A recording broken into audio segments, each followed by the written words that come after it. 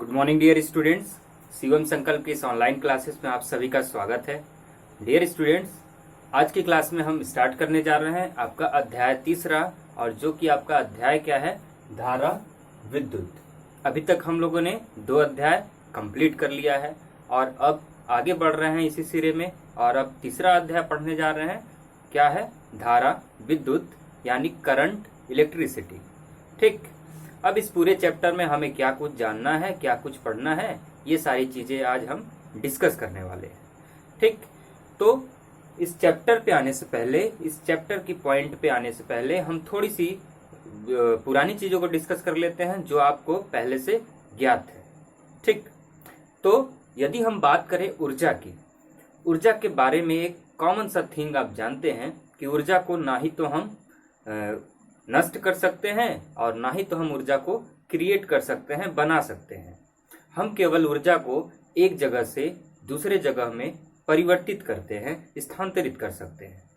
ठीक, तो अब ये ऊर्जा जो होती है ये किस तरीके से अपना रूप बदलता है, कैसे बदलता है, तो आप लोगों को सभी को पता होगा कि जैसे कि मान लीजिए ये एक डैम है। ठीक, और डैम के किनारे हमने इसमें पानी भर दिया।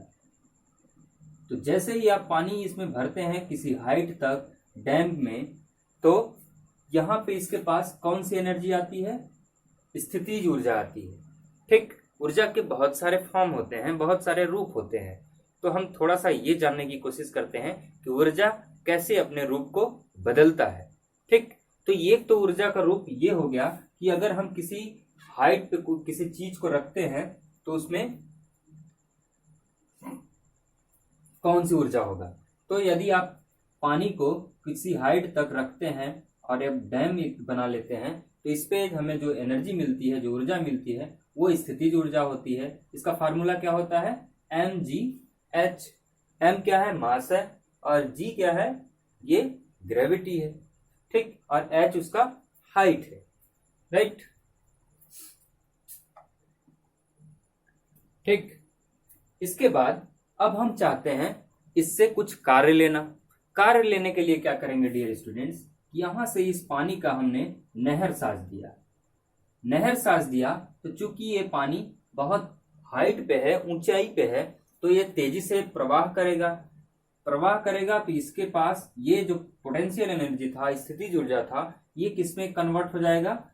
काइनेटिक एनर्जी, यानी गतिज ऊर्जा में कन्वर्ट हो जाएगा। ठीक, और ये जो गतिज ऊर्जा कन्वर्ट होता है, इसी के रास्ते में हम क्या करते हैं कि रास्ते में हम एक टरबाइन लगा देते हैं, और इसकी इतना वेग इसका तेज होता है इस काइनेटिक एनर्जी का, ये टरबाइन का ब्लेड घूमने लगता है। और आगे हम क्या करते हैं, इसी टरबाइन से हम कोई आटा चक्की लगा देते हैं। आटा चक्की लगा देते हैं और हमारा आटा चक्की चलने लगता है। तो हम क्या कर रहे हैं, यहाँ पे इस आटा चक्की को चला के हम इससे कार्य ले रहे हैं। ठीक, तो यहाँ पे हम देख पा रहे हैं कि ऊर्जा 2 चीजों में बदल रही है। पहले क्या था? इसका पोटेंशियल एनर्जी यानी स्थितिज ऊर्जा था। स्थितिज ऊर्जा को ही हमने किस में बदल लिया? काइनेटिक एनर्जी यानी गतिज ऊर्जा में बदल लिया। और इस गतिज ऊर्जा का हम यूज क्या कर रहे हैं, उपयोग क्या कर रहे हैं? ब्लेड को चला रहे हैं टरबाइन के, और टरबाइन के ब्लेड के कारण उससे हम आटा चक्की अपना चला ले रहे हैं, हम उससे कार्य ले रहे हैं, वर्क डन ले रहे हैं। ठीक, तो इसी प्रकार से आप और भी बहुत सारे एनर्जी के बारे में जानते हैं। जैसे कि अगर मैं इसकी बात करूं तो यहाँ पे ये जो पूरा प्रोसेस है, ये कौन सा एनर्जी है? मैकेनिकल एनर्जी है। ठीक, इसी टाइप से हीट एनर्जी होता है, आप जानते हैं, और इसी टाइप से केमिकल एनर्जी होता है। ठीक, अब हम बात करते हैं इलेक्ट्रिकल एनर्जी की, यानी विद्युत ऊर्जा की। ठीक, तो ये विद्युत ऊर्जा हमें कैसे मिलेगा? तो जब हम बहुत सारे आवेश को इकट्ठा करते हैं, कार्य करते हैं। पहले तो आप आवेश को इकट्ठा करने के लिए कुछ कार्य करेंगे, अपने से तो आवेश इकट्ठा होंगे नहीं।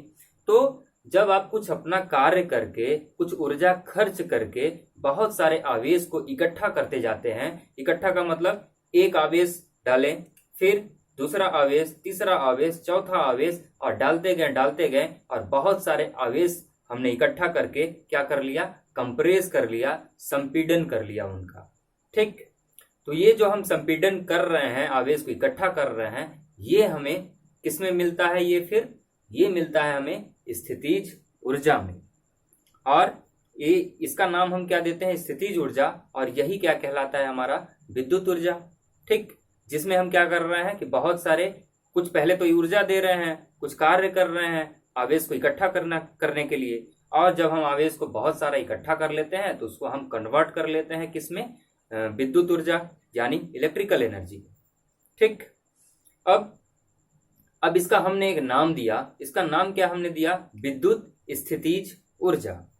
ठीक, अब विद्युत स्थितिज ऊर्जा को इकट्ठा करने के लिए, स्टोर करने के लिए हमें कोई ना कोई सिस्टम चाहिए। सिस्टम कितने चाहिए, 2 सिस्टम चाहिए। सिस्टम यानी निकाय, और जिसमें हम इस ऊर्जा को स्टोर करते हैं डियर स्टूडेंट, वो 2 निकाय से बना कौन सा सिस्टम है, आपने पढ़ा है, क्या पढ़ा था, संधारित्र यानी कैपेसिटर। कैपेसिटर में इस हम आवेश को इकट्ठा करते हैं, जो क्या इकट्ठा कर रहे हैं, हम विद्युत ऊर्जा बना रहे हैं उससे। ठीक, अब आपके मन में एक सवाल आ रहा होगा कि इस विद्युत ऊर्जा को प्राप्त करने के लिए हमें कुछ न कुछ कार्य करना पड़ रहा है। कार्य इन द सेंस हमें किसी दूसरे से ऊर्जा उधार लेना पड़ रहा होगा, तभी तो आवेश अपने से तो इकट्ठा होगा नहीं। हमें इसको इकट्ठा करने के लिए हमें किसी दूसरे से कुछ ऊर्जा उधार लेना पड़ेगा, तभी तो आप उस पर कार्य करेंगे। ठीक, अब ये कार्य करने के लिए ऊर्जा आप उधार किससे लेंगे, कहाँ से लेंगे, तो ये आप अपने सुविधा के अनुसार बहुत सारी चीजों से ले सकते हैं। आप चाहें तो जैसे कि ये केमिकल रिएक्शन यानी रासायनिक अभिक्रिया से, रासायनिक अभिक्रिया में क्या होगा, रासायनिक अभिक्रिया से आप आवेशों को ला सकते हैं, आप इकट्ठा कर सकते हैं।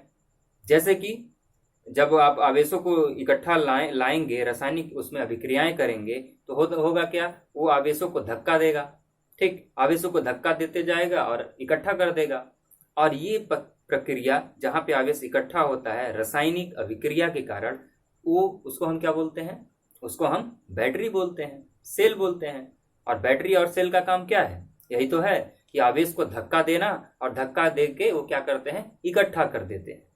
ठीक, और इकट्ठा कर देते हैं, फिर आगे हम उसको अपने घरों से वायर ले जाते हैं, बल्ब में कनेक्ट कर देते हैं और हमारा बल्ब जलने लगता है।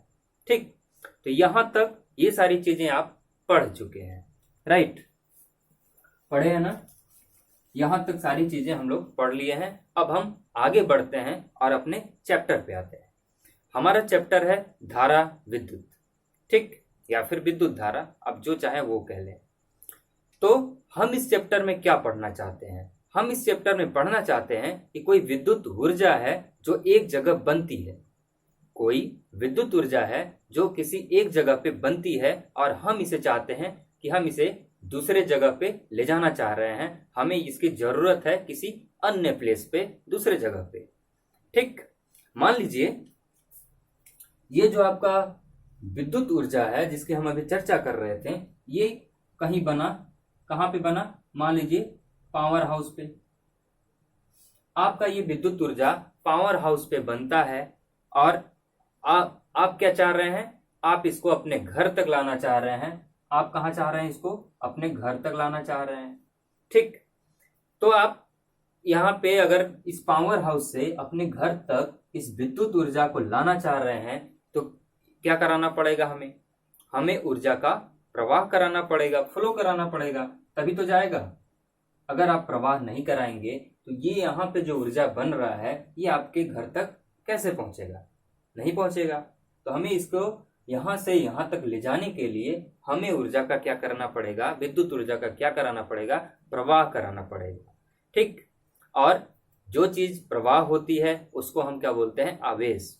ठीक, आवेश के जो कण होते हैं डियर स्टूडेंट्स, यानी इलेक्ट्रॉन्स, वही प्रवाह होते हैं। ठीक, अब यहाँ पे अब थोड़े से और समझते हैं कि हम किस तरीके से प्रवाह कराएंगे। अगर हमें पावर हाउस में बना हुआ विद्युत ऊर्जा का काम है, कहाँ काम है, घर तक, हम उसको घर तक ले जाना चाह रहे हैं। क्यों ले जाना चाह रहे हैं, क्योंकि हमें बल्ब जलाना है, फैन चलाना है, टीवी देखना है। ठीक, तो प्रवाह कराने के लिए हम कैसे प्रवाह कराते हैं, अब इसको समझते हैं। ठीक, देखिए अगर आपको किसी भी चीज का डियर स्टूडेंट्स प्रवाह कराना है ना, तो आपको क्या चाहिए कि उसके लिए आपको आपके पास उसका बहुत सारा स्टॉक होना चाहिए।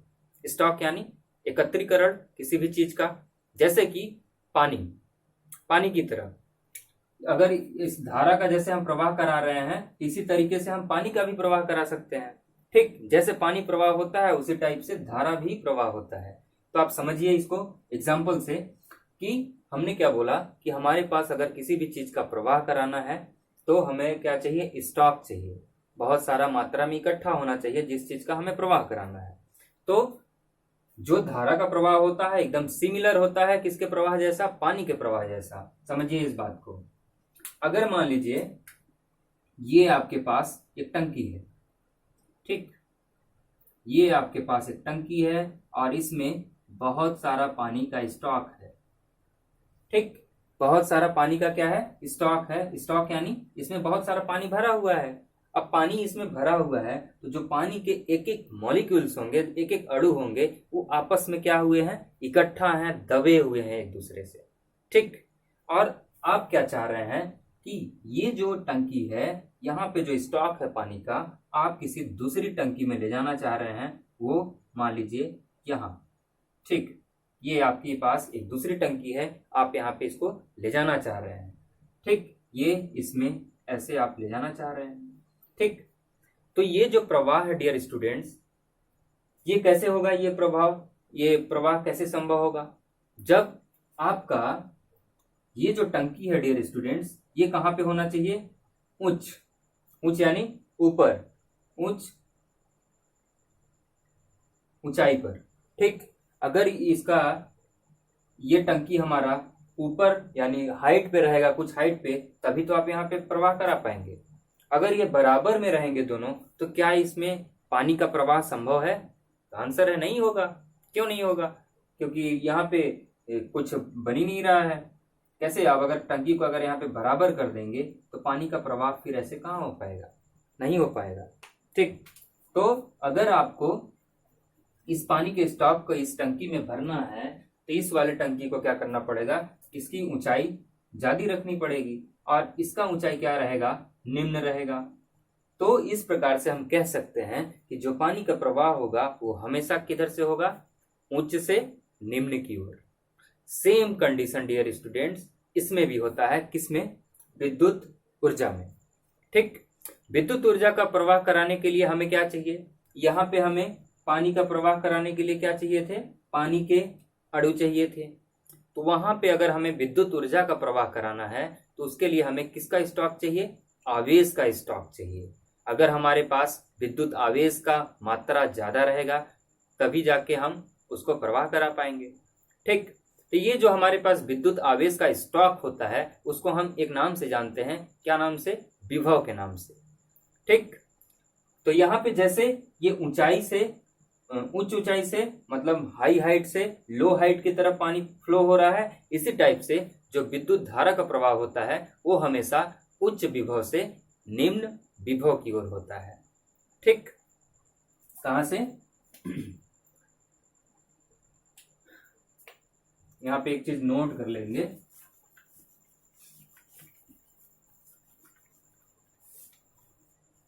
कि विद्युत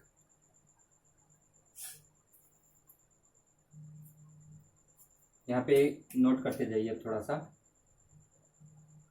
कि विद्युत ऊर्जा का प्रवाह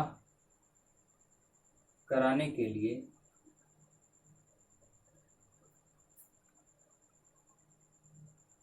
विद्युत आवेश के कण एकत्र होने चाहिए। ठीक, अगर विद्युत ऊर्जा का हमें प्रवाह कराना है तो उसके लिए हमें विद्युत आवेश के कण चाहिए, उनका स्टॉक चाहिए, तभी हम इनका प्रवाह करा सकते हैं, इनको हम फ्लो करा सकते हैं। और ये जो प्रवाह होता है ये हमेशा कहाँ से कहाँ होता है, उच्च विभव से किधर, निम्न विभव की ओर, बिल्कुल एकदम पानी की तरह। ठीक, जैसे पानी का फ्लो, पानी का बहाव किधर जा रहा था, ऊपर वाले टंकी से नीचे वाले टंकी की ओर, उसी टाइप से उच्च विभव से निम्न विभव की ओर क्या जाता है, हमारा विद्युत धारा जाता है। ठीक, तो अब हम क्या करते हैं कि इसी उच्च विभव से जो हमारा आवेश गति कर रहा है इधर निम्न विभव की ओर, इसी के बीच में हम क्या करते हैं कि हम इसी के बीच में लगा देते हैं फैन, लगा देते हैं टीवी, लगा देते हैं और ऐसे बहुत सारी चीजें। ठीक, तो इधर से जो आवेश प्रवाह कर रहा है वो यहाँ पे जाता है और इस फैन को चलाता है। ठीक, इस टीवी को चलाएगा, आटा चक्की अगर आप बीच में लगा देंगे तो आटा चक्की को चलाएगा, क्योंकि उसे तो किधर जाना है, निम्न विभव की ओर जाना है। तो यहां से हम इससे क्या ले लेते हैं, फिर कार्य ले लेते हैं। ठीक, और हमारा फैन चलने लगेगा, बल्ब लगाएंगे बल्ब जलने लगेगा। ठीक, तो अब आते हैं कि ये विद्युत धारा क्या होता है। विद्युत धारा क्या होता है, जैसे कि धारा का मतलब, अगर पानी बहुत तेजी से बह रहा है तो उसको हम क्या बोलते हैं, पानी की धारा। तो इसी टाइप से अगर विद्युत ऊर्जा का प्रवाह हो रहा है, यानी कि आवेश का प्रवाह हो रहा है, तो हम बोलते हैं विद्युत धारा। पानी का धारा, विद्युत का धारा। ठीक, विद्युत धारा में क्या गति करेगा, आवेश गति करेगा। ठीक, तो एक लाइन में अगर हम डेफिनेशन लिखें किसकी, विद्युत धारा की, एक लाइन का, कि विद्युत धारा क्या होता है। विद्युत धारा की अगर परिभाषा अगर एक लाइन में बोला जाए तो क्या आप लिखेंगे कि विद्युत आवेश की गति को विद्युत धारा, दिख पा रहा है ना, हाँ ठीक है, विद्युत आवेश की गति को विद्युत धारा कहते हैं। ये एक लाइन का डेफिनेशन है इसका। तो विद्युत धारा में अगर किसी चीज का प्रवाह हो रहा है तो किस चीज का होगा, आवेशों का होगा। आवेश उसमें गतिमान होते हैं, आवेश गति करते हैं, फ्लो करते हैं, प्रवाह करते हैं, और उसी आवेश के गति को, आवेश के प्रवाह को हम बोलते हैं विद्युत धारा। ठीक, अब ये जो आवेश की गति है, इनको हम बहुत सारे वेरियस फॉर्म में यूज करते हैं। ठीक, अलग अलग तरीके से हम इनका यूज करते हैं। जैसे कि बिजली बनाने के लिए बिजली पैदा करते हैं, अगर आवेश गतिमान है तो उससे हम बिजली बना लेते हैं। बल्ब जलाते हैं, टीवी चलाते हैं उस बिजली से। बिजली से जितनी भी सारी चीजें हम चलाते हैं वो किसके कारण हो रही हैं, उसमें विद्युत धारा का प्रवाह हो रहा है। ठीक, इसलिए हमारा मोबाइल चल रहा है, इसलिए हमारा टीवी चल रहा है। इससे हम और भी बहुत सारी चीजें प्रयोग में ला लेते हैं, जैसे कि उष्मा इससे प्राप्त कर लेते हैं, हीट एनर्जी प्राप्त कर लेते हैं, चुंबकीय प्रभाव उत्पन्न कर लेते हैं। ठीक, ऐसे बहुत सारे। राइट, तो ये था विद्युत धारा। अब आगे हम बढ़ते हैं, इसको मैं मिटा रहा हूं। अब हम डिस्कस करेंगे कि विद्युत धारा प्रवाह कैसे होता है। अभी तो हमने जाना, क्या जाना, कि विद्युत धारा का प्रवाह, आवेशों का प्रवाह होता है, और उसी आवेशों के प्रवाह को हम विद्युत धारा कहते हैं।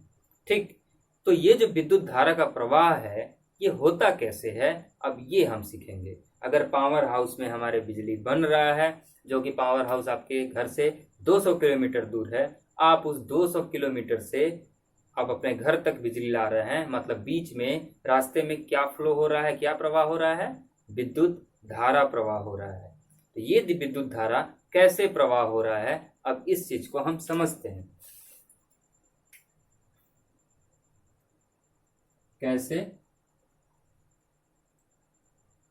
विद्युत धारा का प्रवाह होता है। ठीक, इस पॉइंट को हमें समझना है कि विद्युत धारा का प्रवाह एक जगह से दूसरी जगह कैसे होता है। तो चलिए हम इसको समझते हैं। इसको समझने के लिए हम एक डायग्राम बनाएंगे, उसके डायग्राम की मदद से समझेंगे। अभी आपने पिछले चैप्टर में वेन डी ग्राफ जनरेटर पढ़ा था, तो उसमें एक कन्वेयर बेल्ट आया था, तो उसी बेल्ट के एग्जांपल से हम समझना स्टार्ट करते हैं। ठीक, तो यहाँ पे हम एक कन्वेयर बेल्ट बनाते हैं ऐसे। कन्वेयर बेल्ट, ये बेल्ट ऐसे ये जुड़ा हुआ है, ये दोनों क्या है, ये रोलर हैं जो घूम रहे हैं। ठीक, ये रोलर जो है अपने से नहीं घूमता है, रोलर यानी क्या है, घूर्णन है, ये घूम रहे हैं। ठीक, तो ये जो है ये अपने से नहीं घूमेंगे, इनको घुमाने के लिए हमें क्या चाहिए, हम मोटर से इसको क्या देंगे, ऊर्जा देंगे। मोटर से ऊर्जा देंगे क्योंकि हमने अभी जाना था कि हमें अगर कुछ चीज ऊर्जा पाना है, कुछ कार्य करना है, तो हमें कुछ लगाना भी पड़ता है।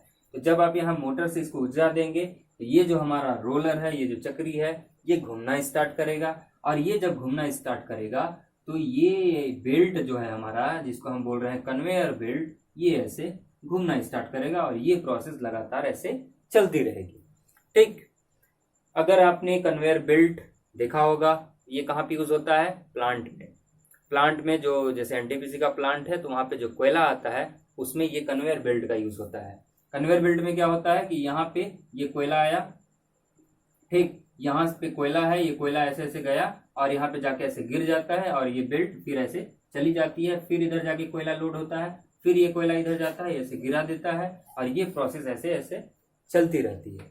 आप अगर कन्वेयर बेल्ट नहीं समझ पा रहे हैं, ठीक, हो सकता है कि बहुत सारे लोगों को समझ में नहीं आ रहा होगा ये क्या बता रहे हैं, तो आप ऐसे समझिए कि मॉल, कभी मॉल में गए होंगे, मॉल में आप देखे होंगे कि वहां पे स्केलेटर लगा होता है। स्केलेटर यानी एक ऑटोमेटिक सीढ़ी लगा रहता है, स्टेयर, जो अपने से ऐसे चलता है, एक तरफ उतरता है, दूसरी तरफ चलता है, फिर उतरता है, ये लगातार ऐसे चलता रहता है, एक चैन बना लेता है। ठीक, तो वहां भी क्या होता है, इसी कंसेप्ट का एकदम कन्वेयर बेल्ट की जैसा ही काम होता है। ठीक, कहाँ पे, स्केलेटर में, मॉल में, जो सीढ़ी उतरने चढ़ने के लिए होता है ऑटोमेटिक वाली। और अगर ये भी आप नहीं देखें, मॉल भी नहीं गए, तो आप समझिए सिंपल सा उदाहरण, साइकिल का चैन। साइकिल का चैन आप देखेंगे तो आगे वाले चैन से जो उसका सॉकेट रहता है वो पीछे वाले से एकदम जुड़ा होता है और इसी टाइप से ये चैन जुड़ा रहता है। तो मान लीजिए ये साइकिल का चैन ही समझ लीजिए आप, या फिर कन्वेयर बेल्ट समझिए, बिल्कुल एकदम सिमिलर होगा। ठीक, तो इसमें नोटिस करने वाली क्या बात है डियर स्टूडेंट्स, नोटिस करने वाली बात ये है कि अगर हमें यहां से यहां तक ऐसे पूरा ये सर्किट कंप्लीट करना है तो उसके लिए क्या करना होगा कि इनका जरूरी है कि ये जो हमारा चैन है वो इसके कड़ आपस में लिंक्ड हो, जुड़े हुए हो, मतलब ये ऐसे ऐसे ऐसे ऐसे। आप चैन देखे हैं साइकिल का, उसमें छोटे छोटे जो पार्टिकल हैं उसके कड़ हैं चैन के एकदम आपस में ऐसे ऐसे जुड़े होते हैं। तो अगर यहाँ पे हम विद्युत धारा की बात कर रहे हैं तो यहाँ पे क्या ऐसे जुड़ा रहेगा, क्या जुड़ा रहेगा, किसके कड़ यहाँ पे जुड़े रहेंगे लगातार एकदम कंटिन्यूटी में, आवेश के कड़। हर आवेश के कड़ आपस में एकदम ऐसे ऐसे जुड़े रहेंगे और ये आवेश के कड़ हमेशा एक तरफ ऐसे जाएगा, दूसरी तरफ से फिर वापस आएगा, फिर जाएगा, फिर आएगा। ठीक, और ये प्रोसेस लगातार चलती रहती है। तो दो चीजें कंडीशन है कि अगर आपको इसको विद्युत धारा का प्रवाह कराना है तो पहले आपको कुछ ना कुछ ऊर्जा देना पड़ेगा। ठीक, जब आप वो ऊर्जा देंगे तो ये क्या करेगा, पावर ट्रांसमिट करना स्टार्ट करेगा, पावर देगा, इसको पावर देगा तो ये कन्वेयर बेल्ट चलने लगेगा। और कन्वेयर बेल्ट चलाने के लिए ये जरूरी है कि उसके जो भी पार्टिकल्स हों, जो भी कण हों, एकदम लगातार कंटिन्यूटी में कण उसके जुड़े हुए हों। ठीक, अगर विद्युत धारा का यहाँ पे प्रवाह हो रहा है यानी इसके आवेश के कण आपस में क्या होंगे, एकदम कंप्रेस्ड होंगे, संपीड़ित होंगे, ठीक, जुड़े होंगे, लिंक्ड होंगे। राइट, समझ पा रहे हैं ना। अब यहाँ पे हम देख पा रहे हैं यहाँ पे दो चीजें यूज हुआ है। अब इसी टाइप से जब आप पावर हाउस से अपने घर तक बिजली लाते हैं तो वो जो बिजली हमारे बोर्ड में जो लगा होता है उसमें दो तार होती हैं, एक तार नहीं होती, दो तार होती हैं। ठीक, यहाँ पे भी देखिए दो बेल्ट है, इधर से आवेश आया, इधर से चला गया, इसीलिए दो तार यूज होती हैं जो हमने घर के बोर्ड में लगाते हैं कि एक तरफ से आवेश आ रहा है, दूसरी तरफ से आवेश चला जा रहा है। ठीक, अब ये जो पूरी सर्किट है ना डियर स्टूडेंट्स, अगर इसको मैं थोड़ा सा और इसको एक रफली और बनाता हूं, जैसे कि मान लीजिए ये इसी को दोबारा बना लेते हैं थोड़ा सा समझने के लिए, ऐसा। ठीक, अब समझते हैं। अब यदि मान लीजिए यहाँ पे हम इस चैन को तोड़ दें, ठीक, बात के लिए समझिए, अगर हम मान लीजिए इस चैन को यहाँ पे हम तोड़ दें तो क्या ये चैन बार बार ऐसे घूम के कोयला यहाँ तक ले जाएगा? ये जो हमारा कन्वेयर बेल्ट है यहाँ तक कोयला जाएगा? तो आंसर है नहीं जाएगा। अगर आप इसको तोड़ देंगे, ब्रेक कर देंगे, तो यहाँ से ये तो पावर दिया, लेकिन ये वाला जो हमारा रोलर है ये घूमेगा, लेकिन इसको पावर ट्रांसमिट नहीं कर पाएगा, क्योंकि यहाँ पे चैन क्या हो गया है? ब्रेक हो गया है। ठीक, इसी प्रकार से अगर आप यहाँ पे क्या किए? ऊर्जा दिए, तो यहाँ पे क्या प्रवाह हो रहा है? आवेश प्रवाह हो रहा है। मान लीजिए इलेक्ट्रॉन गतिमान कर रहे हैं, ठीक, इलेक्ट्रॉन गतिमान कर रहे हैं, और इसी बीच रास्ते में आप क्या करते हैं? यहाँ पे फैन लगा देते हैं। तो जितना आवेश यहाँ से ऐसे ऐसे जा रहा था डियर स्टूडेंट्स, ये बीच में फैन आया या फिर टीवी आया या फिर बल्ब आया, तो फैन को चलाएगा, टीवी को चलाएगा और बल्ब को जलाएगा, और इसको जलाते हुए फिर ये जो इलेक्ट्रॉन ऐसे इधर जा रहा था, अब ये इलेक्ट्रॉन फिर इस तार से ये वापस इधर की ओर लौट जाएगा, और ये प्रोसेस लगातार चलती रहेंगी। एक तरफ से आवेश गतिमान रहेंगे, जो भी चीजें आप जो भी उससे कार्य लेना चाह रहे हैं, जो भी आप यूज करना चाह रहे हैं, उसको जिस रूप में, चाहे बल्ब जला के चाहे फैन, वो जला लेंगे, आप चला लेंगे, और दूसरे तार से वो आवेश फिर इधर इस सर्किट को पूरा कंप्लीट करेगा। ठीक, सर्किट क्यों बोल रहे हैं? सर्किट यानी परिपथ। ठीक, इस पूरा जो सिस्टम है हमारा, इस पूरे सिस्टम को हम बोलते हैं विद्युत परिपथ। क्या बोलते हैं? विद्युत परिपथ, यानी इलेक्ट्रिक सर्किट, जिसको आप नाम से जानते हैं इंग्लिश में इलेक्ट्रिक सर्किट, उसी को हिंदी में बोला जाता है विद्युत परिपथ। मतलब ये वाला पूरा सिस्टम जो है हमारा विद्युत परिपथ, उसको बोला जाता है, जिसमें क्या होता है कि जो भी धारा का प्रवाह हो रहा है, जो विद्युत यहाँ से यहाँ प्रवाह हो रही है, वो जिस पथ में हो रही है उसको हम बोलते हैं विद्युत परिपथ। और इसकी कहानी क्या है? ये परिपथ हमेशा क्या होनी चाहिए? लिंक्ड होनी चाहिए। इसके आवेश के कण हमेशा एक दूसरे से जुड़े होने चाहिए। ठीक, और ये जो विद्युत परिपथ होता है ये दो प्रकार का होता है। एक तो होता है खुला परिपथ, और दूसरा होता है डियर स्टूडेंट्स बंद परिपथ। ठीक, अभी खुला परिपथ हम कब कहेंगे और बंद परिपथ कब कहेंगे, अब इसको हम समझ लेते हैं। ठीक, तो डियर स्टूडेंट्स, अगर इस चीज को थोड़ा सा और डायग्राम को हम चेंज कर देते हैं, तो यहां पे एक हम स्विच लगा दें, ये ठीक ऐसा, ये क्या है? एस फॉर स्विच, ऐसे ये स्विच लगा दें। ठीक, तो ये जब हमारा पूरा परिपथ टूटा हुआ है, अभी क्या अभी यहाँ पे हमारा यहाँ पे जो भी लोड है, जो सिस्टम है, यहाँ पे फैन टीवी बल्ब हम चलाना चाह रहे हैं, ये क्या चलेगा? क्या अभी नहीं चलेगा। क्यों नहीं चलेगा? क्योंकि ये जो हमारा पूरा चैन है, पूरा सिस्टम है, इसको हमने तोड़ दिया है। ये जो हमारा पूरा परिपथ है, जिसको हम बोल रहे हैं विद्युत परिपथ, ये हमारा ब्रेक हुआ है, टूटा हुआ है। तो जब परिपथ टूटा हुआ होगा, जब चीजें आपके काम में नहीं आ पाएंगी, आपका बल्ब नहीं जल रहा है, ये स्विच नहीं जुड़ा हुआ है, तो उस कंडीशन में हम उसको बोलते हैं खुला परिपथ। ठीक, ऐसा मत समझ लीजिए आप खुला परिपथ का मतलब उसमें आवेश प्रवाह कर जाएंगे, नहीं। खुला परिपथ का मतलब कि उसमें आवेश प्रवाह नहीं कर पाएंगे उस परिपथ में। क्यों? क्योंकि वो उनका ये जो परिपथ है ये टूटा हुआ है, वहां पे स्विच जुड़ा नहीं हुआ है। तो जब आवेश का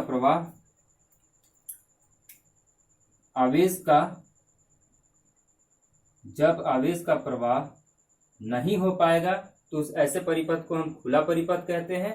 और जब आवेश का प्रवाह होगा, तब उसको हम बोलते हैं बंद परिपथ। बंद परिपथ मतलब यहाँ पे जब इसको हम आवेश के प्रवाह को कराएंगे, तो बंद परिपथ में यानी ये स्विच यहाँ पे हम इसको जोड़ देंगे।